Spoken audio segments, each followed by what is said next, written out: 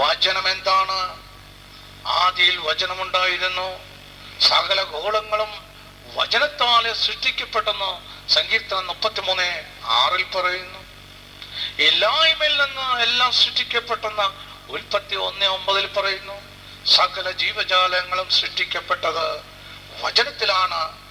ജ്ഞാനം 7:22, ഉൽപ്പത്തി 1:20 എല്ലാ ജീവജാലങ്ങളും സൃഷ്ടിക്കപ്പെട്ടത്. ആ വചനമാണ് നാം സ്വീകരിക്കേണ്ടത്. ആ വചനമാണ് യേശു. ആ വചനമാണ് കർത്താവ്. അതുകൊണ്ടാണ് യേശു പറയുന്നത്, എന്റെ രക്തവും മാംസവും ഭക്ഷിക്കുന്നവന് നിത്യജീവനുണ്ട്, അവനെ ഞാൻ വീണ്ടും ഉയർപ്പിക്കുമെന്ന് യോഹന്നാൻ 6:54. വചനം യോഹന്നാൻ 6:63 വചനം ആത്മാവും ജീവനുമാകുന്നു. ഈ ആത്മാവും ജീവനുമാകുന്നു. ഇതാണ് നമ്മിലോട്ട് വരുന്നത്. ആ സമരിയാക്കാരി സ്ത്രീ ഇത് പറഞ്ഞപ്പോൾ അവള് പറഞ്ഞു, യോഹന്നാൻ 4:11 പറയുന്നു, പ്രഭോ, ആദ്യ യഹൂദനെന്ന് വിളിച്ചു.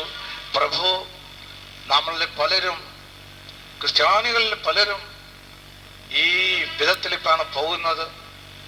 കർത്താവിനെ കാണുന്നത് തട്ടുകളായിട്ടാണ്.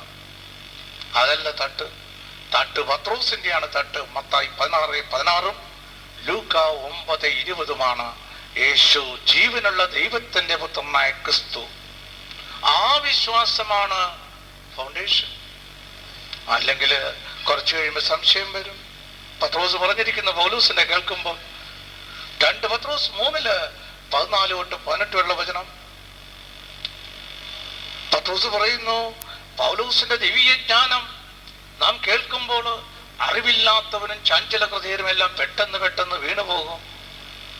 വളച്ചൊടിക്കും വചനങ്ങളെല്ലാം. ഒരിക്കലും പാടില്ല. അതുകൊണ്ടാണ് വചനം കേൾക്കുമ്പോൾ നാം വിറക്കണം.